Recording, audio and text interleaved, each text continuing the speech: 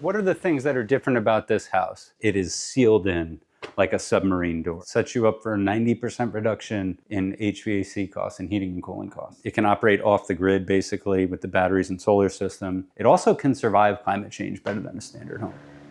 I'm really excited today to be in New York to film the winner of the 2024 Department of Energy's Housing Innovation Awards. Its energy efficiency rating, its HERS score, is -9, so it generates and stores significantly more electricity than it consumes. But its total costs were just 10% greater than a standard build would have been. And it's going to save upwards of $300,000 in energy costs over the first 30 years of its lifespan. Much of the lumber was reused from the drafty old 1930s house that stood before it.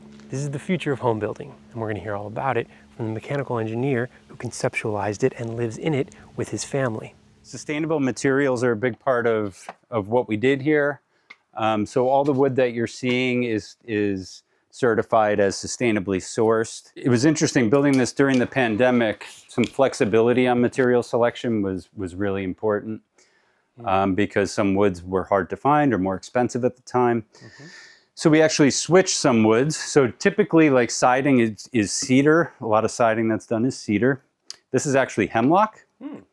Hemlock was available in the state of New York. It was regionally sourced, and it was actually less expensive than cedar at the time. Some guy upstate with a mill and a forest. Like that's where some of this stuff came from, including our flooring.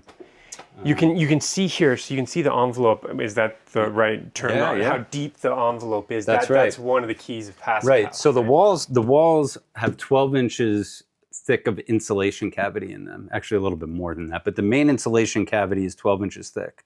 So when we built the structure of the house was actually even like pretty much where the window is.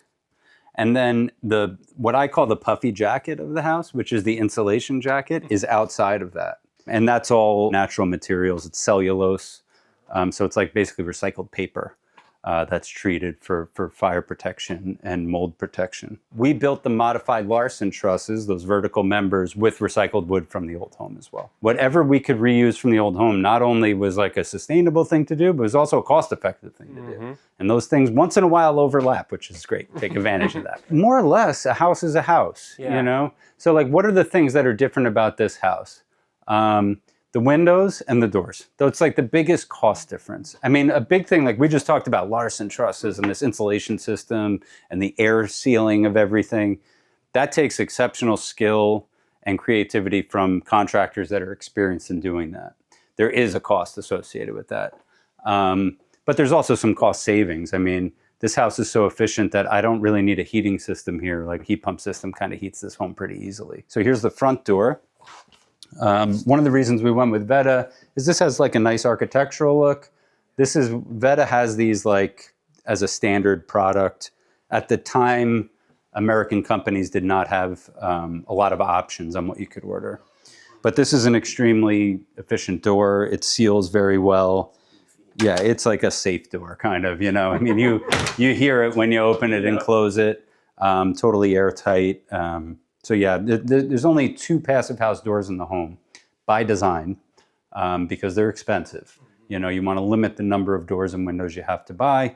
There's one here at the front door. There's one in the basement that goes to the garage. Those are the only passive house doors we bought. The only kind of exception to that are the sliding glass doors, which are, window doors as well. Because a lot of the year, passive houses don't need mechanical heating and cooling. They can just operate with natural ventilation. One option in milder days, even on a day like today, which is 75 out or something like that, you could open the sliding glass doors and open the turn window. It opens like this, widely open. Or if you want to just get some ventilation, the handle turns up and it tilts just to provide a little bit of ventilation from the top. So really versatile windows. When you close them and lock this, it is sealed in like a submarine door. There's no air coming in or out of that. There's no draftiness at all in the home. It's so impressive how much of the exterior space, especially in this beautiful big room, is glass. That's right. It lets so much light in, but because that porch sits out, 12 feet? Yep, that's right, about. This is peak of the afternoon in the summer and the light isn't even close to the wall. That's right. Yep, and that is the design. This is the design, right? The design is that the light will not reach the floor inside this room, or even will not reach the house. So, I mean, this is actually a perfect example of how the solar orientation, solar design, shading really worked. The glazing, the windows are really like currency. Any home, you want a lot of windows. You want to let light in. You want to be able to see outside. It's just nice for the atmosphere. And to meet the passive house standard, you need to meet certain energy, criteria. So you have to pick and choose where you're going to put windows in. And then maybe other parts of the house you're not going to put windows in because it would, be detrimental to the efficiency. So this is a space where we want to use our window currency, right? That's right, because you're going to spend a lot of time. That's right. And we can also get light in the winter from the south. So like that's a positive thing. Whereas on the north side of the house, you never want to have windows. I don't get any heating benefit from the north side of the house. There's no sun there. You just lose energy. Yeah. So the north side of the house, when we walk to the back, you'll see there's no windows. There's like the stairwell window, the big one, a bathroom window, and that's a bathroom window, and that's a bedroom. It's like the minimum you could have. Yeah, passive house principle ideally has almost like a curve-shaped home facing south. We have an L-shaped home facing south, so we're actually very close to the ideal here. And that's the way the old house was. So, when we were talking with our architect, Christina Griffin, at the very beginning, talking about solar orientation, it kind of was like an epiphany, like, oh, well, you're already oriented perfectly for passive house, so we'll just use that. This was the newest edition of the old home. And this had like a masonry, decent condition foundation to use. The 1930s part of the home was here and was basically just like rocks stacked on top of each other for the foundation. There was no mortar left at that point. Oh my. So yeah, the rest of the foundation had to go. But this was reusable. We reused it. We actually insulated inside this foundation. Typically when you're building passive house, you want to put insulation if you're building a new foundation, layers of insulation, and then pour concrete or whatever your foundation is on top of that. We did the opposite here. Foundation was already there, so we insulated on top of it. Another thing to point out in the living room, sort of rare for a passive house, is the fireplace. I was wondering about that. I know, everyone wants to know about the fireplace. So this is a wood-burning fireplace. Most people building passive houses will warn you against putting a fireplace in a passive house. And it was not easy to get this done. We love having a fireplace. We have to take a tree down on the property once in a while, and we make firewood out of those trees, and we can heat most of this home in the winter with this fireplace, which is, it's a relatively small fireplace actually. We couldn't, if we put a big one, it would have been too much heat. But basically the fireplace is completely sealed off from the home. So when you open it up, it's like a regular fireplace. But when I close this, there's no air exchange between the home and the fireplace. So most fireplaces, especially pretty much every fireplace made in the US, sucks air from inside your house into the chamber for combustion because the burning wood needs oxygen to burn. This model, which is from Europe, is completely sealed off and only takes air from the outside. It has a little duct that pulls air in from the outside. So you could even say that this fireplace is outside the passive house envelope. It's like an outdoor stove almost. Exactly, it's a stove. We did a lot of research and we were basically looking for stoves like inset into the wall, and that's what this is. Sweet. Now it does let air kind of circulate through it so that it provides heat to the house. So it kind of sucks air in the bottom naturally and lets it come out the top. This thing puts out a tremendous amount of heat. It gets very hot in this room very quick when it's really cranking. I mean, here in the woods in the beautiful wintertime, you got to have a nice pleasant fire. For the ambiance, you got right? to. Yeah, we love it. We love having a fire. High ceilings was important to us. We actually had to lower the ceiling a little bit because of the 18-inch thick roof. So how did we deal with that? Well, we had to lower the whole ceiling by 18 inches, which meant the bottom of the roof, or the bottom of the ceiling rather, would come down extremely low on the sides. So we cut it right here and created a light cove. It was sort of an adjustment that we made during design and construction that really kind of turned out well. Sometimes you have to get creative when things come. And it's quiet, you don't hear. Yeah, it's almost like you're in a different environment. It's like a real barrier from the outside world. It's like weird. It's a little odd. It is. Like when you walk in on a really hot day, it's almost unsettling. You don't need to have the AC blasting, right? Not at There's all. not this big contrast. It's That's comfortable. Right. Yep, it just stays at an even temperature. Yeah. We actually have very little mechanical systems here for heating and cooling. We have like a small heat pump system that takes care of the whole house. Just use as little as you can. That's the idea. That's what Passive House is all about. It sets you up for a 90% reduction in HVAC costs and heating and cooling costs. Because passive homes are so tightly constructed, they're basically airtight, you need to constantly ventilate the home. There's an air supply in each room.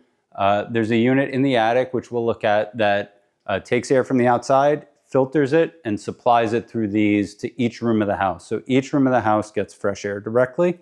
And then the bathrooms and the kitchen exhaust air. And then we have an energy recovery ventilator in the attic, which manages this. It has an exhaust fan, it has a supply fan, and then it has a heat exchanger. So that any of the air leaving the home, we make sure to extract all the energy from it before it leaves the home. So in the winter, we would be dumping, room temperature air outside, wasting all that energy. Instead, it can transfer that energy to the air coming in. And it can do that very efficiently, 80, 90%. And we really see that do a lot of work. I mean, when we change that MERV 13 filter on the fresh air intake, it's green. Like at the end of the spring, it's just covered in pollen. Wow. And my nose is like, thank you. My lungs are like, thank you, great job.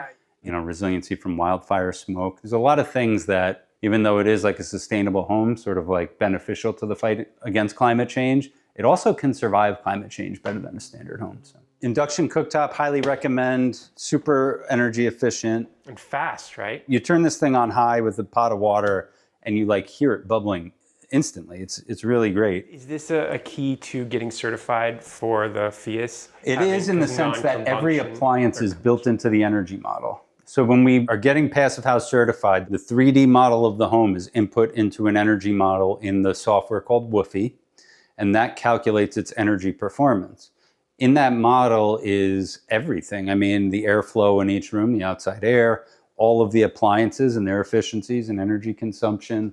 If I pick a more high efficiency cooktop, maybe I can add a window somewhere. It's that kind of trade-off. It's not prescriptive.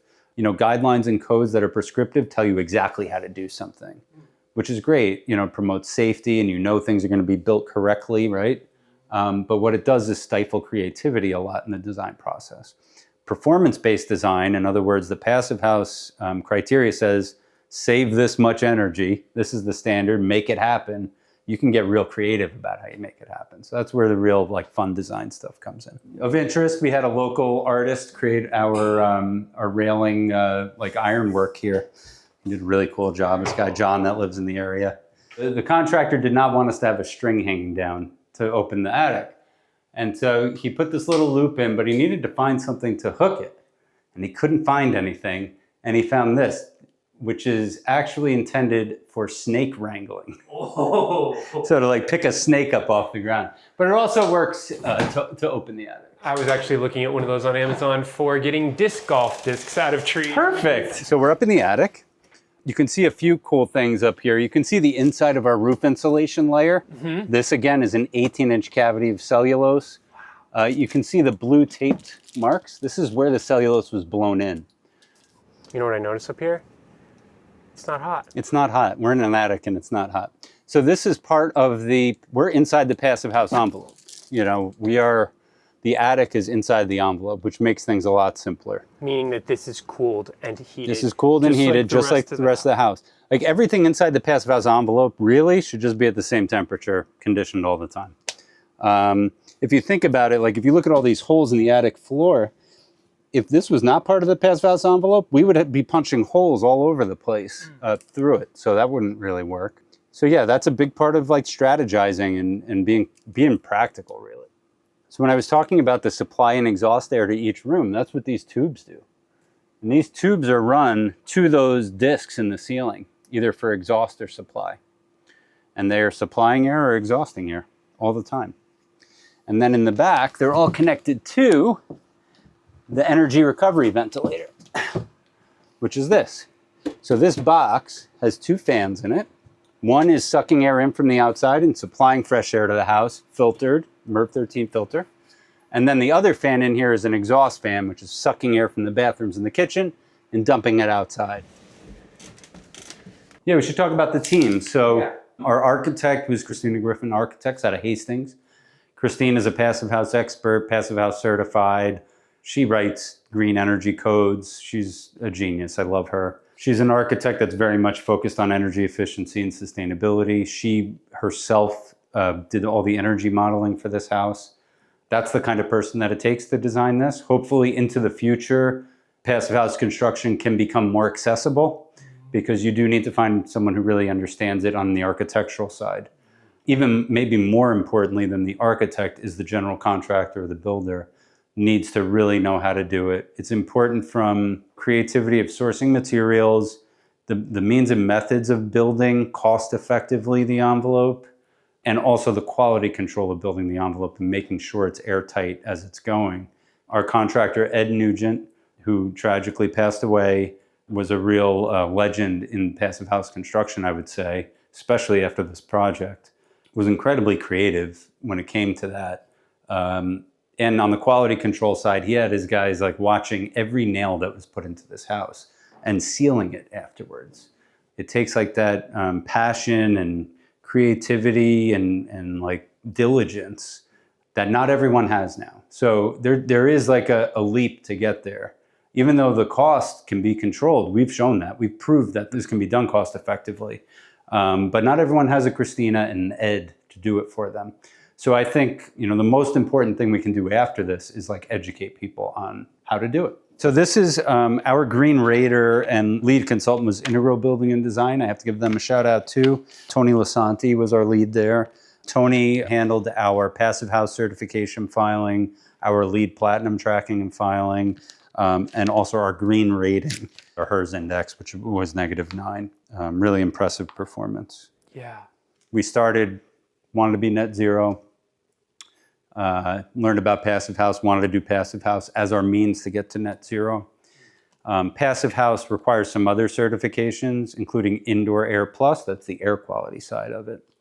And then the federal government, the Department of Energy, still as far as I know, has a program called the Net Zero Ready program. We got $4,000 in incentives to participate in the Net Zero Ready program with the Department of Energy. We won the DOE award through that program. And that was a great experience. So it was like, all these sort of programs, guidelines, and codes sort of interact with each other and lead to each other. Yeah, cool. I'll show you some of the mechanicals down here. Okay, so this is our basement mechanical room. This is like the workhorse that does the most of the heating and cooling in the home. It's just a little air handler. You can barely hear it running, and it's doing a lot of work right now. Because you don't have a gas backup, you don't have anything.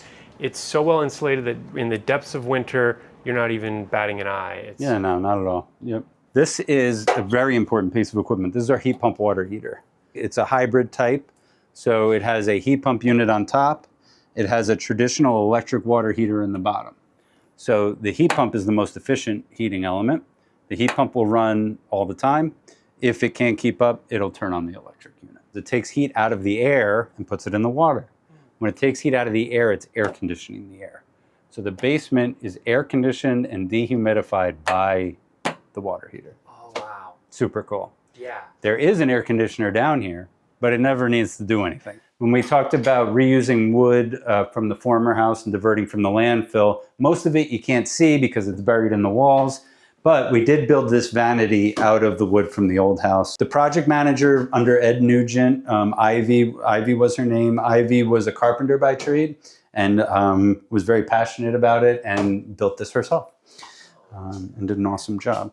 That's one thing that surprised me is I was thinking there would have to be solar panels everywhere, and there aren't even solar panels on your garage. Right, so you can't really see them that well. They're only on the high roof. We have about 14 kilowatts of solar capacity.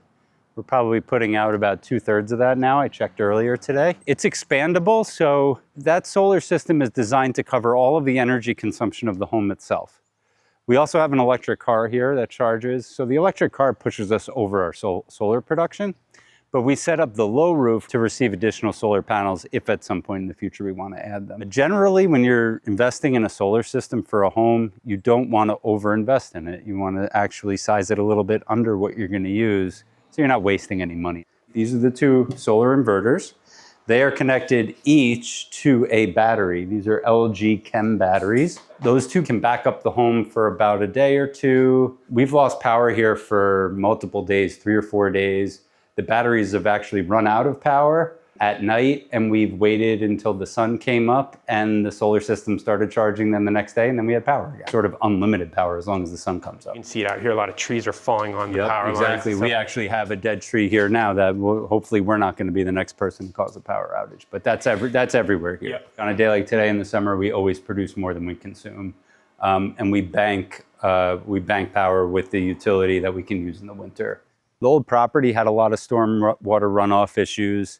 You can't see it now, you can see it in the winter, but there's a lake down the hill over here, our neighbor Linda's property, where there was a lot of stormwater runoff. So everything in terms of landscaping is designed for two things. One is to promote native plant species and try to eliminate invasives as much as possible. It's good for the ecosystem, promotes pollinators. That also ties into our non-existent neighbor, we call them, which is Teatown Land Reserves. 800 acres of land preserve and hiking trails. So it's about sort of being a good steward for the neighborhood. So all of the stormwater from the house itself is funneled down to this rain garden over here through underground drainage. Yeah, you can see there's no outflows. It flows. So all these pipes that are taking stormwater from the roofs, the garage and the main house roof, come under the driveway and feed water into this rain garden over here. During a heavy rainstorm, we'll see the rain garden fill up with water a little bit, maybe 6 inches of water. And these are all native plant species that are designed to soak up lots of water.